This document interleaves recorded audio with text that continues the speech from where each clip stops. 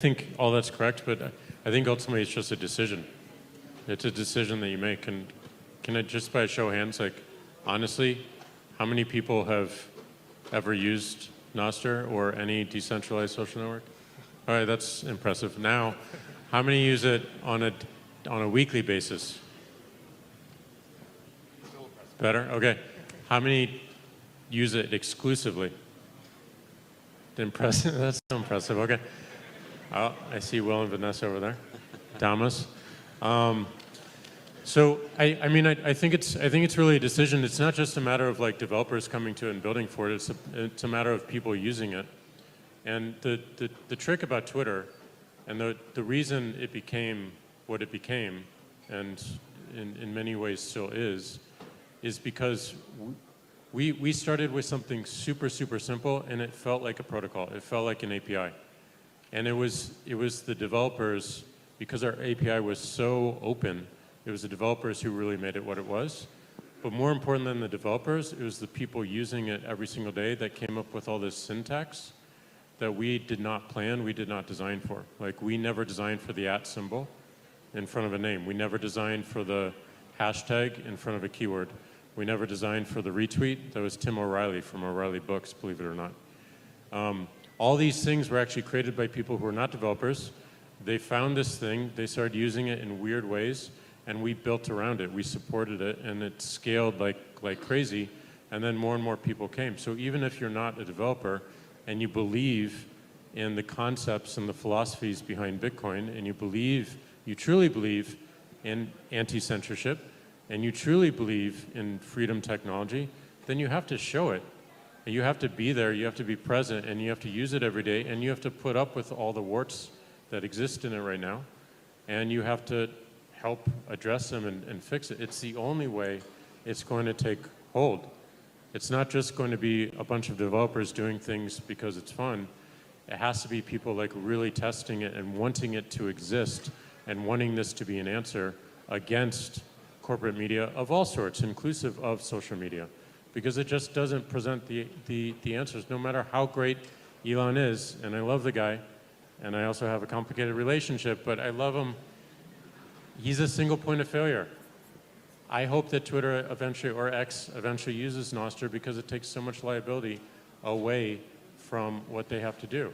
They can be an interface on top of it and still truly be free speech, because nothing can take it down, not even the individual that wrote it, because you can't delete right now.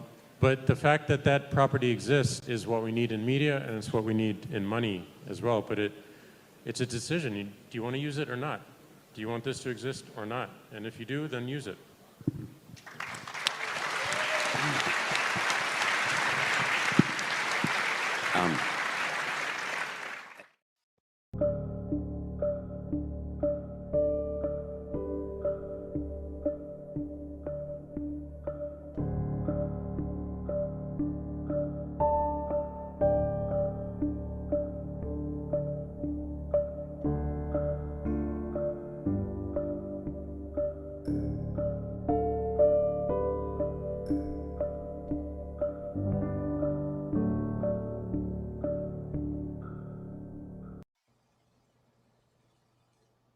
Happy Bitcoin Friday, freaks. It's your host, Odell, here for another Citadel Dispatch. I know it's been a while. We're getting back into the rhythm. I have another dispatch scheduled for next week, but this one's going to be a really important, fun conversation. We have Mike here, author, maintainer of the Gossip Nostr client. How's it going, Mike? Hey, it's going good. Thanks for joining us. Yeah, I'm glad to be here.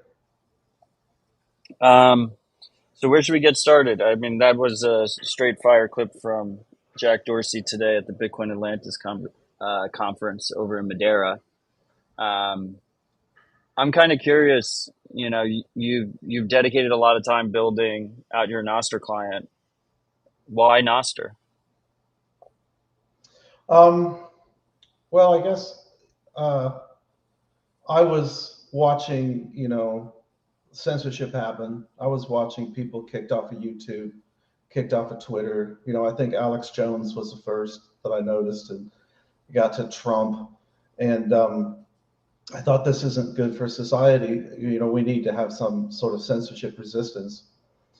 And I was thinking that before I heard anything about Nostr, I was thinking there was going to be that I would write a client and they would connect into multiple things, you know, because people would leave Twitter and go to Mastodon, Right. or there were a bunch of other platforms people were looking at. Maybe they'd go to Truth Social or something. So I was thinking, okay, people are all over the place now. We don't have a single place that everybody gathers. So if you want to follow people, then you need to have a client that can talk all these protocols and can, when people move, because they get kicked off of one and go to another, that it somehow tracks where they moved to. That was my first idea, my first thinking on this problem. I was like, well, okay. And of course, that's a pain in the ass. How are you going to write a client that talks all the protocols? You know, that's the worst of all worlds for developers. So I heard about Nostr. I think it was actually on Tim Pool's broadcast. Somebody mentioned it just in passing, and I thought, oh, what's that? And I looked it up, and I saw Fiat Jeff's description, and I didn't think it was going to work. I was like, okay, that's not going to work. It needs something else. And I don't remember what the things were that I didn't like about it, but after a few days of thinking about it, I decided that it probably will work, and got on. I think I was using an Astral client. Got on Nostr, created a key pair, and then it wasn't that long. It was probably within a week that I was like, "This is it, this is it." And so I got to write the client. Forget writing the client I was going to write. I'm going to write a Nostr client. So that's why Nostr. Fucking badass. Yeah, I remember Astral. That was early days, and like Brandly, clients have come a far way since then. Yeah, Um, there's yeah. been quite a lot of clients. I think we probably have enough clients. You think we have enough clients? Is it possible to have enough clients?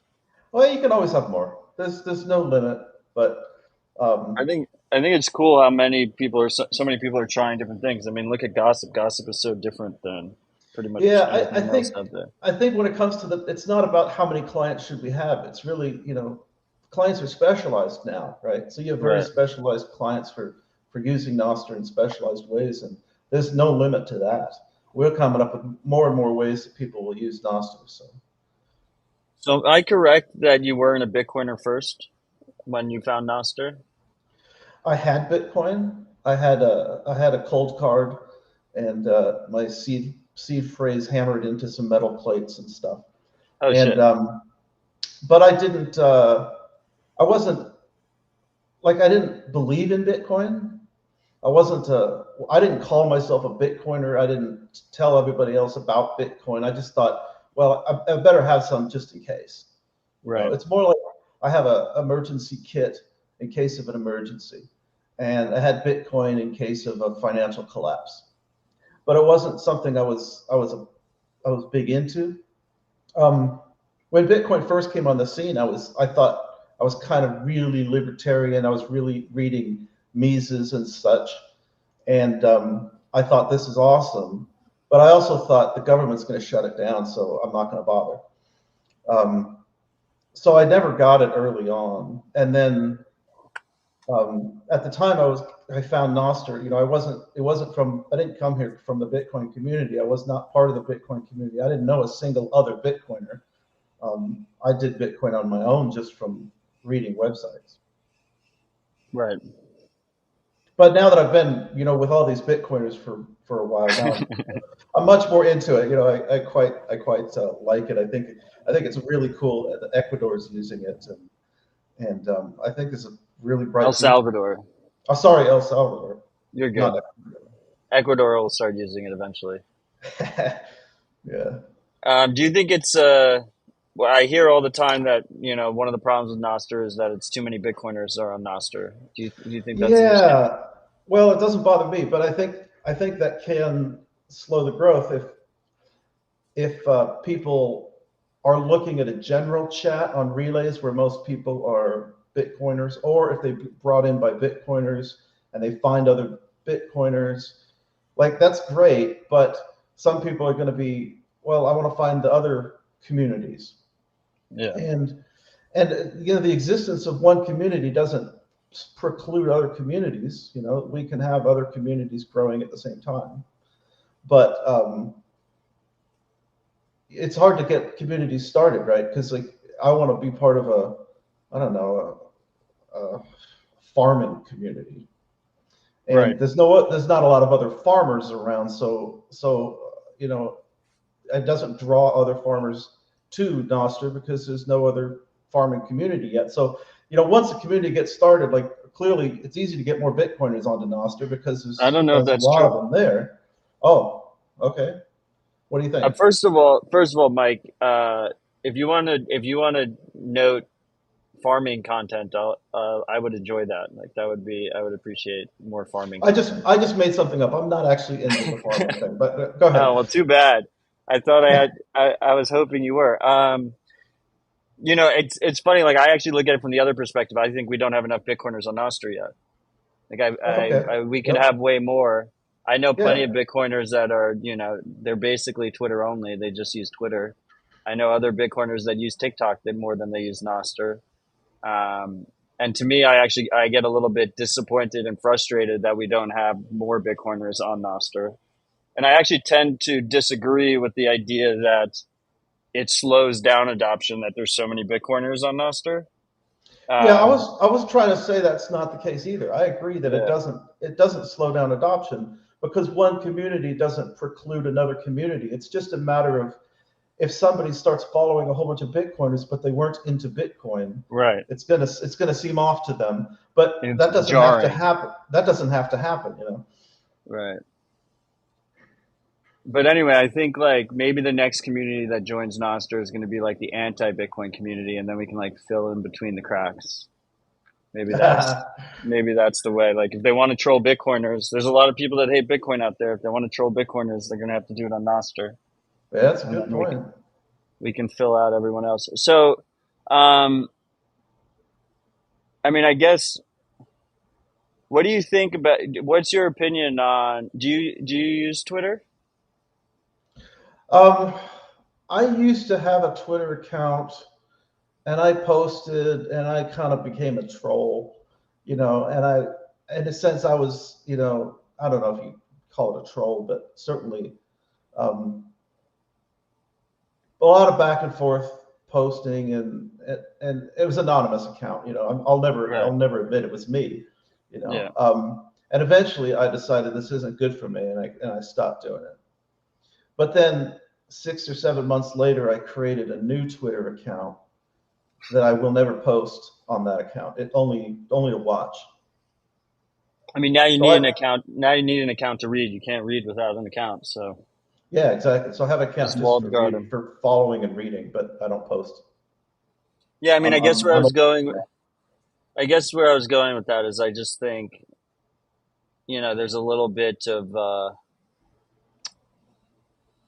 there's a group of people that think like, Elon's gonna save free speech and he's not gonna fall down the censorship hole that every other centralized platform falls down. And I think it's just a time thing. Like I think he's obviously going to fall down that, and he kind of has already. If No, you've I been think paying he has attention. already. Yeah. He has already multiple times. I was disappointed in the first week, I think. Yeah. I had a lot of hope. I was like, I really thought he was going to be like everything that's legally allowed to be said will be said, but that's not the case. Yeah. I mean, yeah. Well, anyway, I think a lot of people are in denial, and we just keep building out the tools, and then they'll come when they're ready. But I'm curious. So, gossip. Uh, Yeah. what are your thoughts on like you built out this client? It's super unique. Um, what are your thoughts on gossip currently? What are your plans for the future? Like, how do you think about it? Um, I'm just curious on your perspective. Yeah. Well, I'll just kind of go through how it's different, I think, Yeah, let's start with why people should care about gossip in the first place. why I did it this way. So actually, let me roll back further. Let me go back a little bit into my history I started out in university uh, doing system administration for the computer science department, and I got to know a lot of people in the department, and so I ended up going to grad school at UC Davis, and there was a lot of funding from the government for computer security work, and so I got into computer security and did a bunch of work around computer vulnerabilities, and we had a database of hundreds of scripts to attack systems with. We weren't attacking actual people's systems, and they were always usually bugs that had long been fixed, but we used it for testing intrusion detection systems that would try to detect if they were being attacked or not without having been programmed, having any specific attacks programmed into them. And anyhow, I learned a lot about security holes and bugs in software that cause security holes. And then I got a job at Sun Microsystems, and I'd worked as a security guy for them for a while. And so I've always had this background around security and trying to write software that doesn't have much attack surface, that is harder to, less likely to have security bugs in it.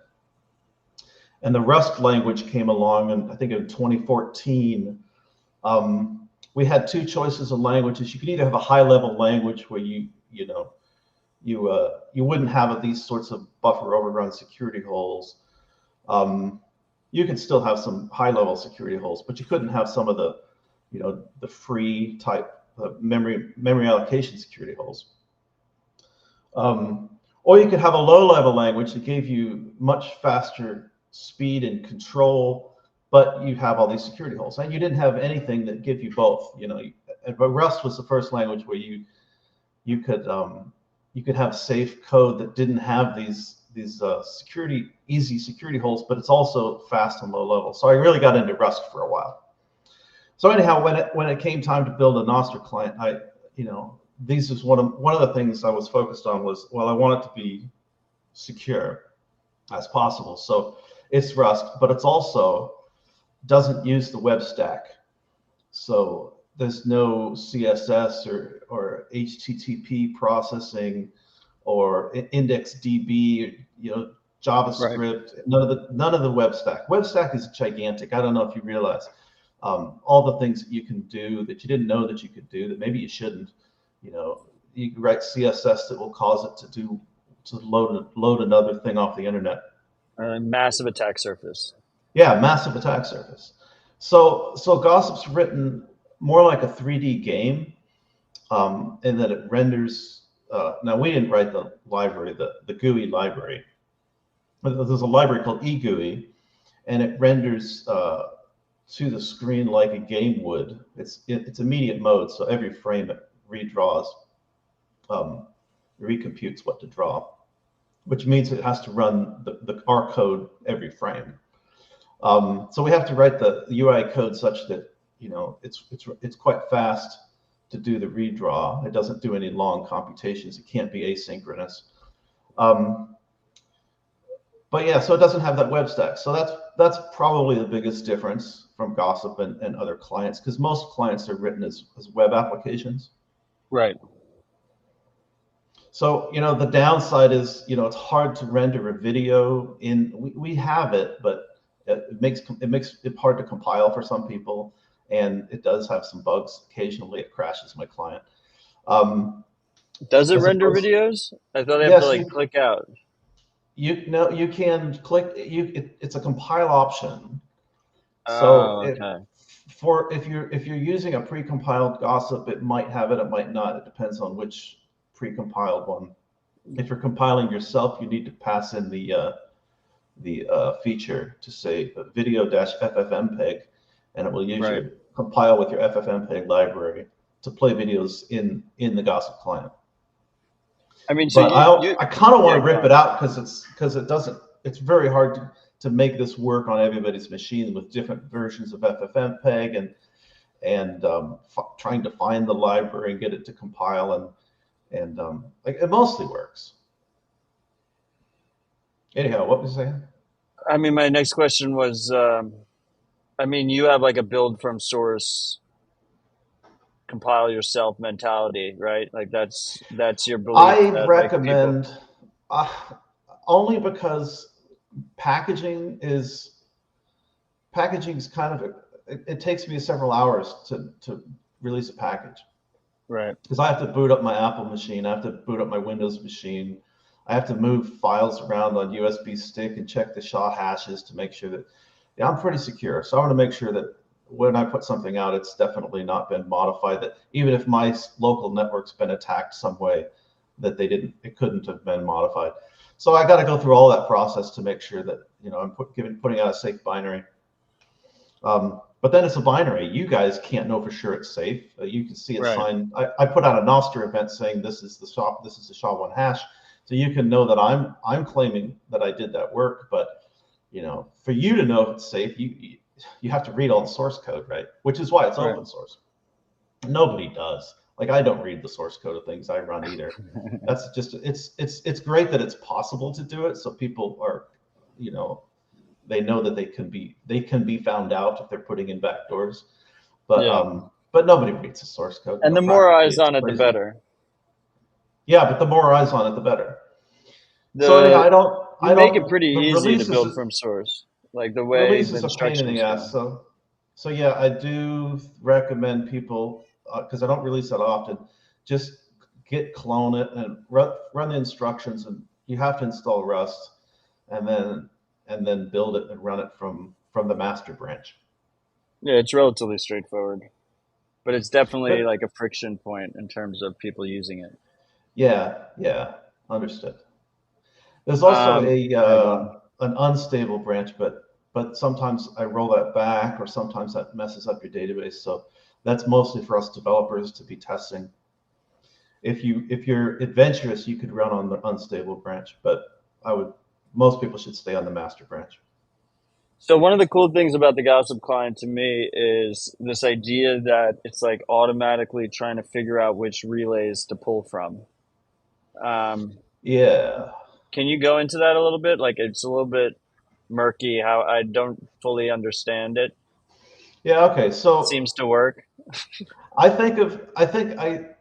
call this problem the general problem of in Nostr. Some people create events, and generally it's other people that read those events. So you could read back your own events, but let's take the general case where you're trying to send out a note and somebody that follows you reads it. Okay, then there has to be it has to use relays to do this, and which relays is it going to use, right? I call it relay rendezvous because you've got to have the writer and the reader of the event have to somehow rendezvous, either rendezvous at the same relay or have things copied between relays. Um, Whatever it is, a person who creates an event and puts it out on Nostr is going to choose what relays they're going to put it out onto. And if I want to follow that person, one way to find their events is to figure out what relays they put it onto. Right. So that's what I started out with. I was like, okay, I want to follow Jack, and it seems to be posting to relay.damus.io. So I'll go connect to relay.damus.io and pull down Jack's notes. Well, how do I had to figure out, well, how do I know where people post? And it turned out with these earlier clients that the content of the kind 3 would be the relays that were configured. It was shared between, I think Damus and Astral originally shared that relay list to say, hey, if you configure your client to post to these to relays, then they can share that between the two clients. It was meant for the client to know where to post. It wasn't meant for other people to peek at to figure out where to read their posts, but I used it for the other purpose. And then there were other ways to figure out where people post. And I think it was 6 or 7 little, you get relay hints or various things. And so originally Gossip was using any way it could figure to find out where people post. So when you follow people, that's where it would get their posts from. The trickier thing was to say, okay, I'm following 100 people, and some of these people post on some relays and other people post on a completely disjoint set of relays, and then there's certainly lots of overlap. And if I just listen to every single relay that was in that superset, that would be too many relays. Is there some way that I can pick a small set of relays that covers everybody I'm following? And Right. maybe for redundancy, covers them twice. So for each person, I'm listening to at least 2 relays that they post onto for a little bit of redundancy. So working that out was a little bit tricky, and so I published that as a separate library called the Gossip Relay Picker. So the Gossip Relay Picker is a little Rust library that has some callbacks you have to fill in, and then it will figure out what relays to connect to. But how? But at this, go ahead. Yeah. But so isn't that not? Are you not pulling from a ton of relays in that situation? Well, I kind of am at this point. I usually, it still could be 20, 30 relays. Like I Right. follow a couple hundred people, and it seems that I keep the debug screen up on Gossip, and it seems like there's like oftentimes I'm connected to 40, 50, 60 relays. A lot of times it's a quick connect to grab someone's metadata and it gets disconnected, or it's a quick connect Right. to look for are there any reactions to this set of events or something that you're. It only looks for the events that are showing on your screen at the moment. So, it doesn't want to overload the relays. To say, is there any reactions to any of those events? So there'll be a lot of connections to relays that connect and then drop again. Right. But generally, there'll be some 30 or 40 connections, for me at least, that are just, constantly running, which is okay on a desktop, and that's not that bad. It'd be Yeah. pretty bad. It'd be bad if you had to do open and close lots of connections on a phone, I guess, for the battery life. But it doesn't seem to be cause any performance problems. For broadcasting notes, are you just honoring the relay list of the users? Does it just broadcast to like my selected relays? So if I tag you on a note, then I want you to see it, right? Is that what you Right. mean? No, no, I mean just like a regular, like I go to post on Gossip, like is it just using my default relay list? So there's the old unstandardized relay list in the kind 3 contents. Yeah, And then there's the newer standardized relay list called NIP65, which is right, kind 10,002. And it will prefer that, but yes, it will then post to your write relays, right. which are the relays you write to. So if you Got it. have if you have 7 of them or something, which is plenty, I think. I think I have. Well, I have I think I 23. Is that a problem? have. You really think you're going to get censored, don't you? Um, Yeah, I'm spreading the seed. You can't try and block this. yeah, well, I mean, because it's still early and because clients are still playing with different ways to do things, it makes sense. I mean, it makes sense because you don't know which other clients may not be able to find where you read from, and they just happen to read from one of those 23 relays, then they can see you. If you post to enough, then you'll probably people will find your stuff, right? And so people are kind of blasting their events to because of that. If the NIP65 model, the inbox outbox model, is the way we eventually go, then people won't have to blast events as far. Right, You could just have like 2 relays, and then kind of like a website. People don't even have redundant websites right now. They generally just have one website, and then if you want to get someone's blog, you just go to their website and get it from their one website.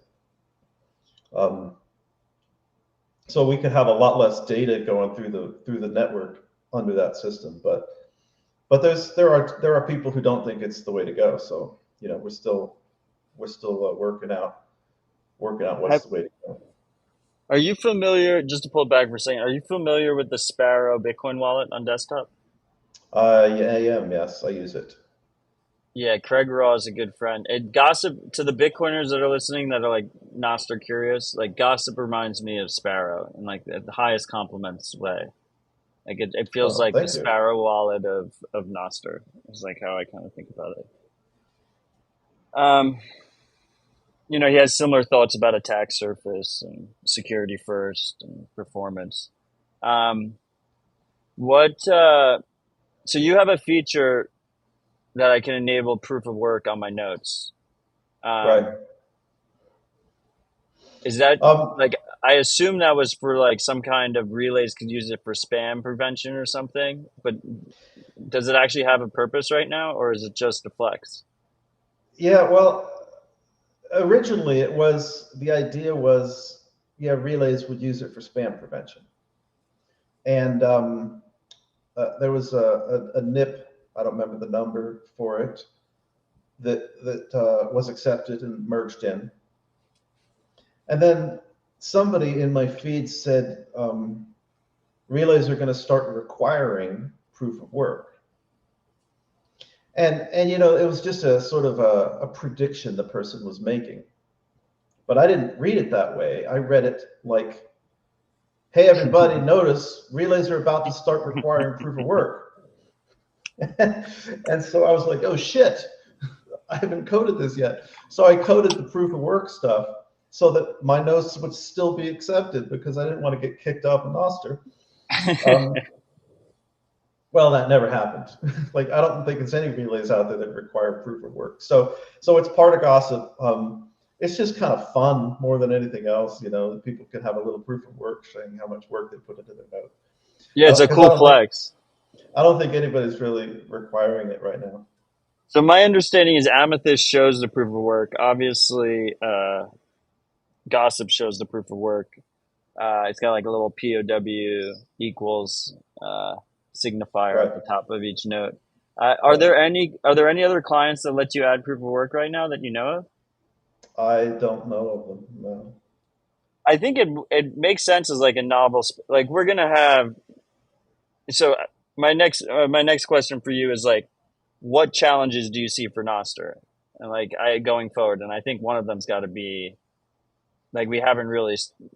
It's an untold answer. We have like it's a theoretical question about spam and relays and how Oh, that all plays out. Kieran says on chat, Snort has proof of work.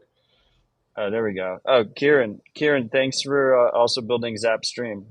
Appreciate you. Um, Anyhow, back to what you're saying. What was that?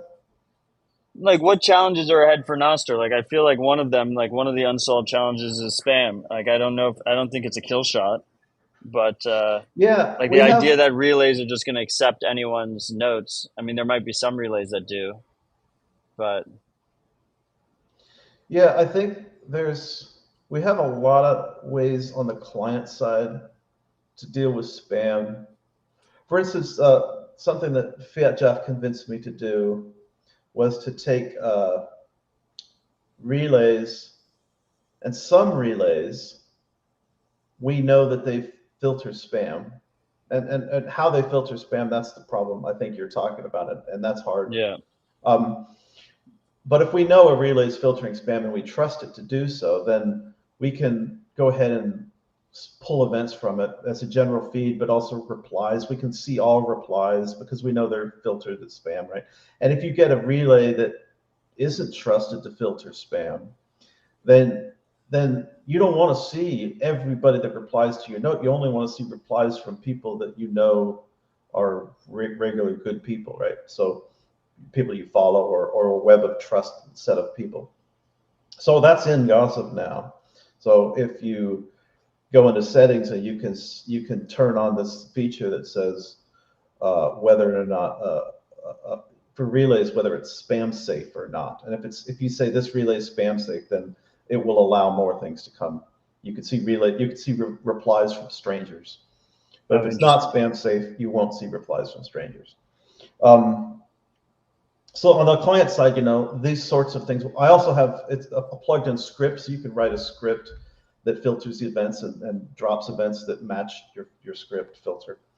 Um, and there's a few other things that we did around filtering spam. So on the client side, I think it's pretty good. On the relay side, it seems a really hard problem, right? How do you? It's again the moderation problem. What is spam? Is it Right. illegal? Do we allow all legal content? And hey, someone's promoting Bitcoin. Is that spam? Some people think it is on other platforms. So it's really it's really a problem. I don't, I feel dirty getting involved in it. Like, I don't even want Yeah, to be involved in it. Um, it's I adjacent to need, censorship. it needs to be done. Yeah, it's adjacent to censorship. It needs to be done. Some people need to do it, but Well, it's more it's on the not something relay I want to think operators, about. right? Because like if you, my thought is like you scale, let's say you scale Nostr out to 1 billion people, right? Like relays are going to have relay operators are going to have different methodologies in terms of which notes they're holding on to and which notes they're not, because otherwise it's going to get pretty costly. Right. Absolutely. And I Well, feel like, that yeah. reminds me of another sort of spam, another thing about spam. So I recently wrote a relay called the Chorus Relay, and I don't know how many people are using it. Probably not very many yet. Um, it's I found a bug today that's fairly serious, um, which I need to fix. I was working on it when this dispatch started, Oh, but sorry to derail you. no, it's all right. I probably need to step away from it. It has to do with if someone's trying to do a filter and they have multiple public keys, multiple authors, multiple kinds, and there's a limit. Um, it would preferentially be pulling the items from the first pair of key and kind. And once it got to the limit, it would finish it. It would never go cycle through the other keys and kinds. And so you weren't getting them in time order necessarily. You were skipping some. Um, I will fix it. It's kind of hard to do, but I know how to fix it. Um, so the point of the relay is it uses it's a personal relay. And the idea of a personal relay is the rules are everybody could read from it, but only events authored by the relay user, which my personal relay, it's me, right? So people can read only my events from the relay. And people can write to the relay only if it tags me. And so if people use it as my inbox and they write things to tag me to the relay, then I can read them out, but nobody else can read them back. So people could put spam on my relay, but nobody else could then read that spam back out again. Everybody reading from the relay will only see my notes. And so I don't have to moderate spam because nobody can spread spam, right? I don't have, nobody's going to be complaining. The only one that's going to be complaining is me because I'm seeing all this spam that people are throwing in there that tags me. So it sort of solves half of the problem. So is that idea is that you'd run that personally for yourself? It'd be like a personal relay. Yeah, well, the problem is I needed a good inbox, right? For outboxes, it's fine. I can post my stuff onto well-known relays, Right. and they can be paid relays even, and it's fine because you can read from a paid relay without paying generally. But for an inbox, if someone wants to send me something and tag me, I can't do that on a paid relay because Right. unless I can't expect everybody to pay to be able to send me a note. So it has to be an unpaid relay. So the idea for me is I needed a solid inbox Right. and this does both. But the main reason I built it, the main reason I'm running it is as an inbox.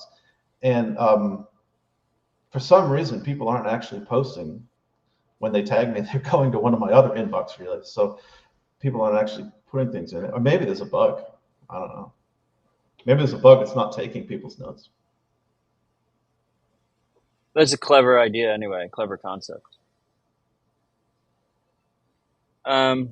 What are your thoughts on, so like, if I'm talking to someone that hasn't used Nostr yet, um, like my perspective is like, I definitely do not send them to gossip first.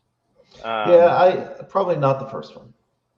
yeah, I mean, maybe it depends on the person. If they're like very tech focused and hardcore, then maybe I'd send them to gossip first, and it actually would get them more interested in Nostr than if I didn't. But for like the average person that's maybe addicted to Instagram or TikTok or Twitter, I would send them to like a Primal or a Damus or an Amethyst and mobile first. Everyone uses their phones now as like their primary computing device.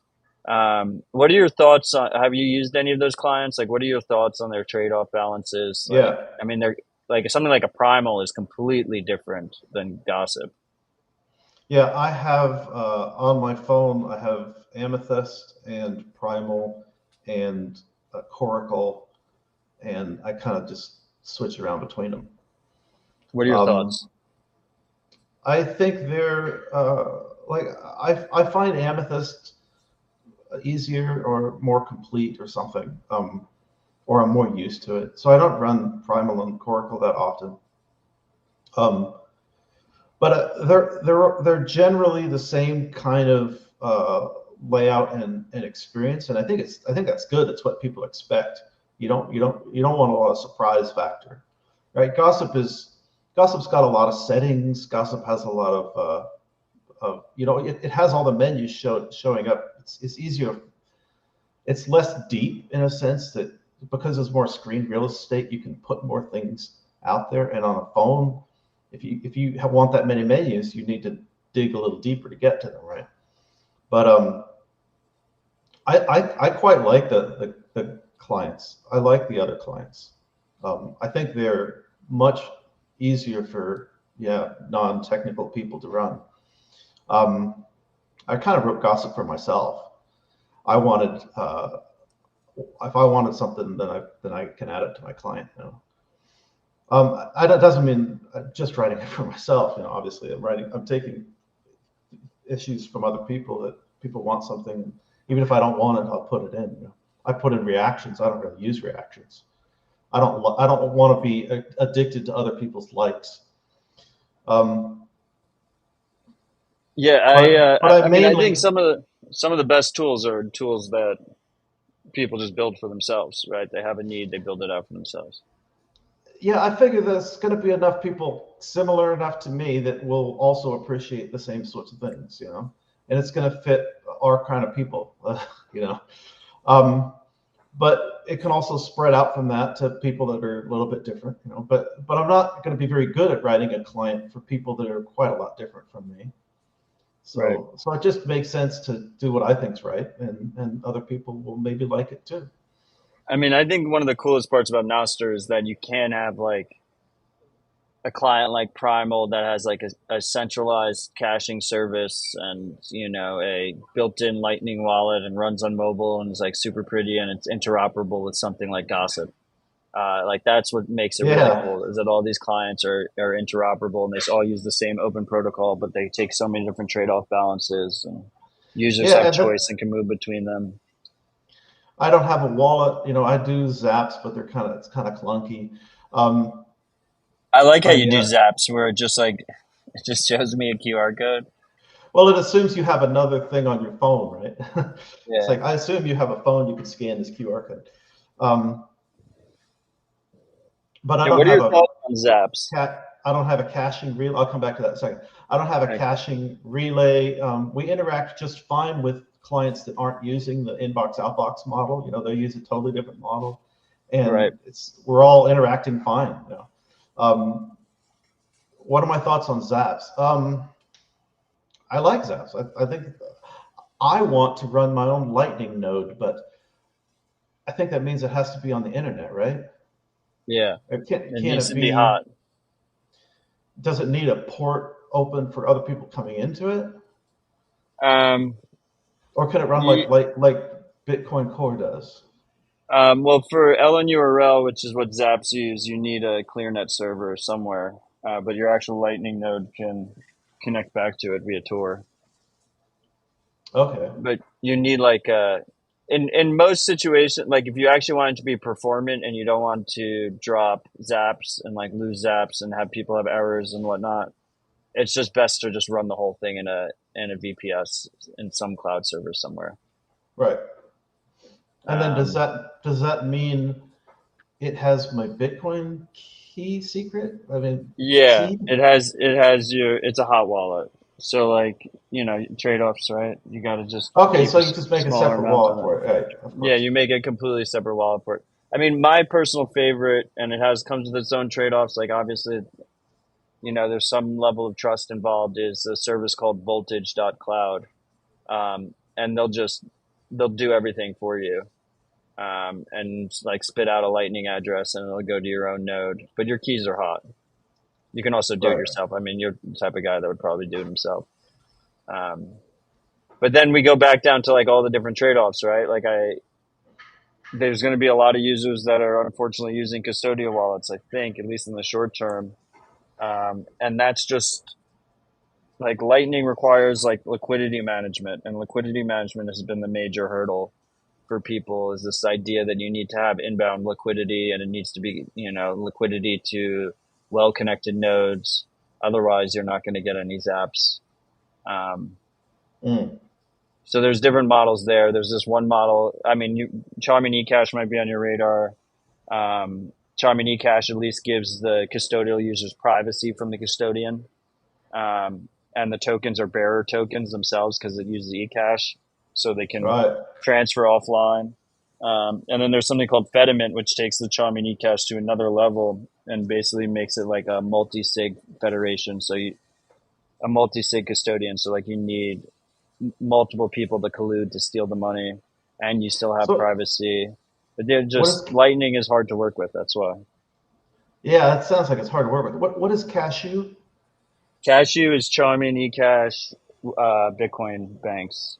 So it uses the chaumian ecash properties to give you incredibly strong privacy guarantees from the custodian and everyone else. Your anonymity set is basically all users of the mint, of the custodian. And then they have something called a Lightning gateway, where it's like a professional Lightning operator is essentially providing liquidity out to other Lightning wallets. So the average user doesn't have to manage the liquidity. Right. Interesting. Yeah, So I was it is familiar with interesting. David Chaum's work. I'd read some of his papers back in the 90s, before Bitcoin. So when I heard this ecash Chaum stuff, I was like, wait a second, I remember that from ages ago. Yeah, So we've come full circle.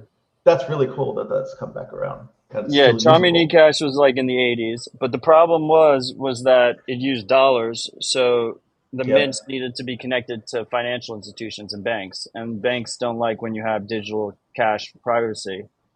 And there So was it there kind of was no stalled. blockchain yet. Yeah, Had there not was been no invented. Right. Bitcoin. So Right. instead, what he's using, what Cali proposed, and now it's a protocol, and a lot of people are building on top of it, is you use Bitcoin as the back end. So these mints don't need to ask permission from a financial institution. So that was Right. the biggest holdup with chaumian ecash. It's like first we had chaumian ecash, and then later on, almost 20 years later, Bitcoin comes around. Maybe a little bit older than 20, more than 20 years, Bitcoin comes around, and then it took 15 years for people to put chaumian ecash with Bitcoin, and we're at the very early stages of it. But Right. then you still have the issue that the one custodian, right, the chaumian mint, can still steal your money or silently inflate you, and that's where this idea of Fediment comes in, which is like you can have a quorum, so it's like 3 of 5 people run the mint, and you need the 5 people run the mint, and you need like 3 of them to steal the money to come together. So we're moving pretty quick on that front. Interesting. Yeah, it's super compelling. But There's also, yeah, a lot for me to learn there, I think. yeah. And then the If other thing, the rabbit hole's deep. The other thing is, with Zaps, um, the social signal. You said you don't want to see like people's reactions or likes or whatever. But I think one of the most compelling parts of Zaps is that if someone sends, like in the Zap stream, right? We're streaming through Zap stream, right? And people are zapping the show to support the show. The show has no ads. It's completely audience funded, and people are supporting the show via Zaps, and they're getting social credit, right? It's visibly showing who is sending the money, and they put a message on it and stuff. And that's what also makes it, kind of a complicated problem to solve, because you need to have some kind of web server Yeah. that's showing the receipts. Yeah, I have Zaps turned on for for Gossip. I run with. I Yeah, definitely see that. Gossip doesn't show you who did the zap. The data I is know. available, but we're not doing it. We just have been adding up the numbers. But I think Um, that's important. I think like people zap more if it shows. all right. Um, do So you that's understand what I'm saying? Like the social signal aspect. yeah, that's something I can definitely add as an issue to work on. Yeah. Once I'm done with all the other issues. Well, we appreciate you and all your work. um, yeah. You got something you want to talk about? You seem like you had something on the top of your mind. Um, no, I I can't have think. something. Go ahead. So opensats, we're funding 21 clients. One of the clients we're funding is Gossip. I'm kind of just Thank curious you. on. Yeah, thank you. We appreciate you. I'm just kind of curious. You know, no holds barred. Like, don't feel bad, like hurting my feelings or something like that. I make no money from opensats. I just want it to be the best it can be. I'm curious on your experience interacting with opensats, like what your opinion is. Um, First of all, I'm just kind of flabbergasted that I can be funded like this. It's interacting with OpenSats has been perfectly easy. You know, I don't have any particular feedback to give. I don't think. I think it's really cool. I'm surprised. I'm surprised that so many projects are funded. That's really cool. I hope I'm worthy enough to earn it. And sometimes I feel like I look at Vitor, who's just putting out a massive amount of stuff, or Pablo, and I'm like, I just can't keep up. I can't keep up. And but well, I very They're much both appreciate it. they're both getting funded as well, I believe. Um, it's hard to keep track. We have over 100 grants, and it's not just me. Like the way we have OpenSats set up is we have a 9-person board uh, to try and reduce any kind of corruption. No one on the board gets paid any money, and the way it works is when an application comes in, if it gets 5 of 9 votes from the board, uh, then it gets approved. So That's that cool. way, any individual can't kind of co-opt the process or block. They can't block grants. They can't push grants through. And we're just trying to be as transparent as possible. The whole thing is runs on Bitcoin. Our entire treasury is in Bitcoin multisig. No single person can rug the treasury. It increases in purchasing power over time. All grants are paid out in Bitcoin.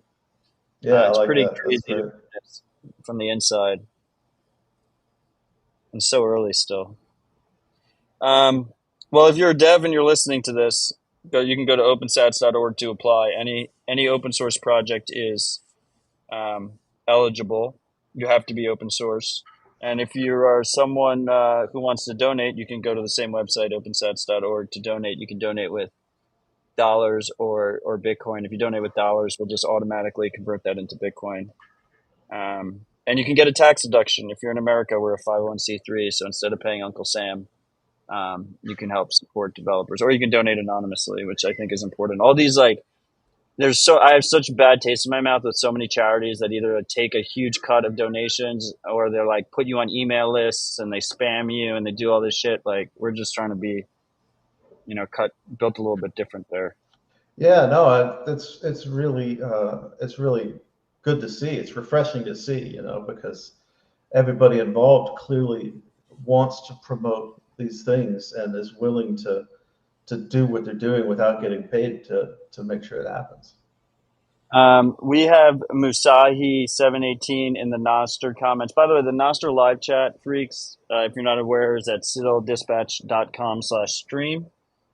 It's powered by Zapstream. Kieran is the maintainer of that. I believe Zapstream is also a recipient of an OpenSats grant.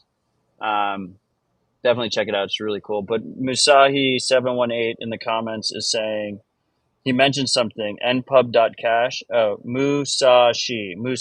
Sorry, apologies. Um, he mentioned this project called npub.cash, which I thought was really interesting. Very early days. It's a custodial wallet. I don't know, Mike, is this on your radar? I see the thing. Is it on my radar for things to do with gossip? I'm not sure what we're No, talking I about mean, I yet. don't. I don't know if it's relevant for gossip. It seems like it probably not. But what's cool about it is like anyone with an npub automatically has a custodial wallet with npub.cash. If you just do the npub at npub.cash, you can start receiving zaps. So I do wonder if like some clients will just default to the Oh, biggest issue is just a single custodian, and so that person, I think his name is Eggy. I've never met him. I don't know. Is he going to rug? Is he going to accidentally rug? Is he going to get hacked? There's all these different ways you can lose money. It's not easy being a custodian of people's money, but any client could theoretically make it so when you first, create your NSEC and your NPub, it just automatically gives you a lightning address at npub.cash. And they can just right. immediately start receiving zaps, which I think is there's something there. It's pretty compelling given Well, all those trade-offs. if that's all working, so if you're getting there at npub.cash, how do you otherwise interact with it? What if you want to cash out or something? But they have a web app, and you sign with your NSEC, and it gives you access, and then you can send it to Right, right. um, any Lightning So wallet. so I guess I could just, in your metadata where you edit metadata, it could just offer this. It's like Right. enter your right now I don't think it even has like the LUD6, LUD16 fields you have to add them. But we should be able to offer that and say just accept your npub cache wallet. You're ready to go You, to get you zaps. can Click like, here to get zaps. yeah. I actually don't think that's a bad trade-off balance. There's something there. Zaps are cool. Um, Mike, we're nearing the end of our time. What are you most excited about, Nostr? What are you most worried about? Um, I put a post on Nostr a few weeks ago about how we're not all in sync with each other and things are keep changing, and I guess I was frustrated because I couldn't keep up. But um, there's a lot of people working on a lot of ideas, and we're a very creative community, and we move fast. And so I think that some of the biggest risks are compatibility and stability, um, and breaking things, and older software not keeping up necessarily with the changes. Um, so that's I think the biggest risk, but we're managing it. We're managing it, and we need to break things still. Especially if that's if you consider the alternatives. So um, I had the NIP repository, a breaking file, so that we could try to track that. If people who are involved in the NIPs, the Nostr implementation possibilities, the updates to the standard. Um, when you make updates, try to also update that file if you're breaking something. I noticed nothing's news coming through there, but at least 4 or 5 things have been changed, breaking changes that they're not getting in that file. So um, otherwise, I think Nostr's great. I'm excited to see what I want to see what this group of people that isolated themselves on that island. I want to see what they came up with. Did they announce anything what they've been doing or what? You mean the boys at Sovereign Engineering, led by Gigi and Yeah, Pablo? yeah. I think they've been teasing stuff. I mean, Pablo keeps just shipping random projects. Did you see Wikifredia, the I saw Wikipedia that. replacement? I saw that. Yes, very But cool.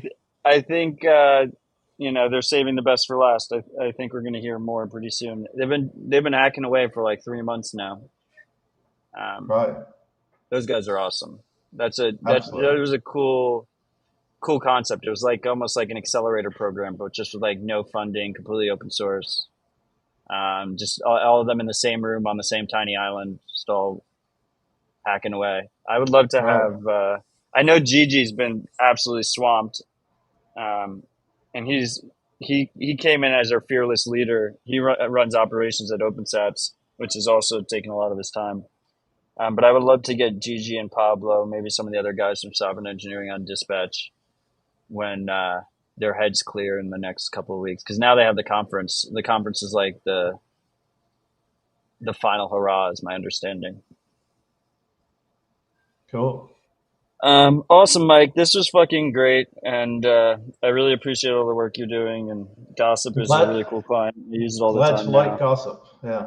And if you It have makes other me. ideas, if you have I miss ideas it. for what to do with it, let me know. I miss it when I'm on mobile. I'm just like, oh, maybe I'll just wait until I get to desktop. Like, why am I trying to do Nostr mobile? But it's just fucking awesome. So thank you. And yeah, Yeah. I'll be in touch. If you need anything from me, don't hesitate to reach out. Happy to give you feedback, support, anything. Right. And I'll do the same. But just thank you. And Okay, cool. to all the freaks who joined us in the live chat, thanks for being ride or dies. I know it's been a little bit since the last dispatch, but I haven't forgotten about you guys. I just don't want to waste anyone's time, so try and only do dispatches when it feels like it's important. And I thought this was an important topic. I have another dispatch lined up for next week. It's going to be more Bitcoin focused. I'm not supposed to announce who the guests are yet, but they will be in person, so it'll be a fun in person rip. Um, and let's get to it. We'll get the momentum back up, and I appreciate all of you guys who continue to support the show with Bitcoin. Um, it's incredibly rewarding seeing the zaps come in and the boosts come in through podcasting 2.0 apps and all the messages. And last but not least, if you haven't tried Nostr yet, just try the thing. Download different clients. We mentioned many different clients, and check out Gossip, check out Primal, check out Amethyst, Snort, Damus. There's many clients. Play around with them. Try and escape your slave screens and all the centralized platforms, and just push forward. Thanks all. Take care.